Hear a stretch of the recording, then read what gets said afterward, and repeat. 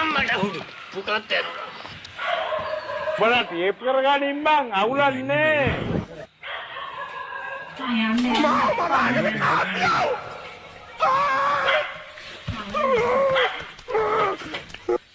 බලන්න නෙවෙයි දෙන්න ඕනේ නෑ දෙන්නේ නෑ මුටි දෙන්නේ නෑ දිගටම බලන්න මලින මවල තියෙන මරුණන් පස්සේ මට මොකද වෙන්නේ?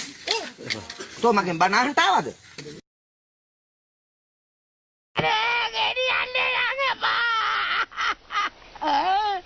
අයියෝ මාවලාලට එපා.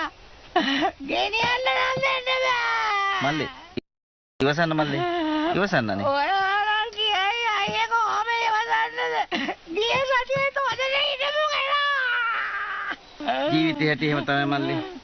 හැමදේම මස්තිර. මොකද්ද ඒක කියන්නේ? ගෙනියන්න එපා කියලා කියන්නේ. ගෙනියන්න එපා නම් ඕක ඔතල දීපන් ඕකට ගෙදර ගෙනියන්න.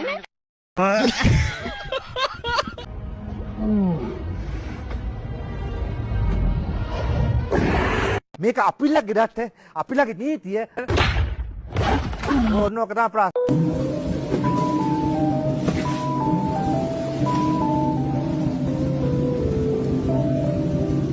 සාදු ඇයි පින්වත දානේ ගෙන ආවත හොදි ආතල් තං තනං තං අලනෝමල් තං තනං තං හොදි ආතල් අලනෝමල් සම්බෝලේ කචල්.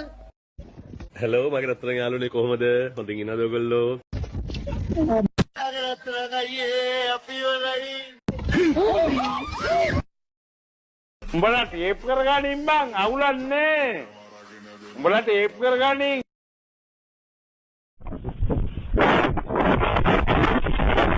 අනේ ඉන්දල් ඉන්ද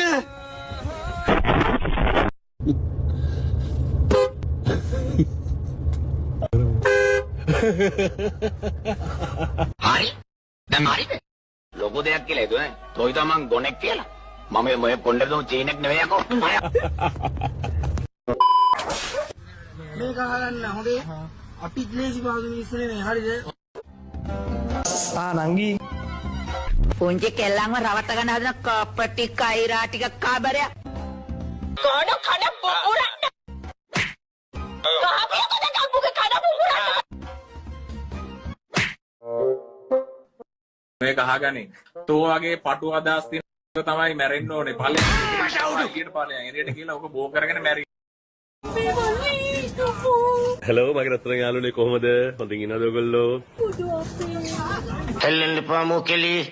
අනේ මල්ලි පස්සට ගන්න මල්ලි අනේ මල්ලි ඉක්මනට ගන්න පස්සට මේ ගෑණියේ බොය බලු කතාව නතර කරගන්නේ. පොයි කන්න නම් දෙන්න එපා අනේ කන්න දෙන්න එපා බුදු අම්මේ ඇයි අපිට උයාගෙන කන්න පුළුවන් ඒක නෙමෙයි කියන්නේ මෙතන මේ ගෑණියේ බොය බලු කතාව නතර කරගන්නේ. දැන් පුළුවන් නම් මන කොච්චර පුළුවන්ද මෙතන? එහෙම නැත්නම් මං එළියට ආවොත් බවුලේ ඉඳලා යටිපතුල් වලට යනකම් උදළු ගන්න අල්ල ඒක කරගන්නේ. තෝ මගෙන් බනහන්න ආවද? තෝ මගෙන් බනහන්න ආවද? තෝ මගෙන් බනහන්න ආවද? මහත්තයෝ මේ වගේ අඥානයෝ මේ වගේ සමාජයට ගෙනාවේ ඇයි? අසේවනාච බාලානම් පණ්ඩිතානංච සේවනා. මට මෙතන ඉන්න කියලාද කිව්වේ? යන්නේ මෙතනින් කිව්වේ.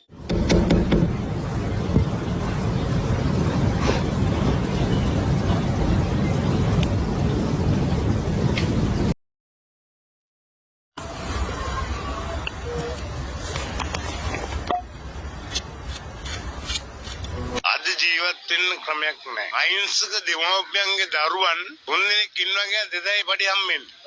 එයාට අරක් ගාලා බොන්න මෙන්න.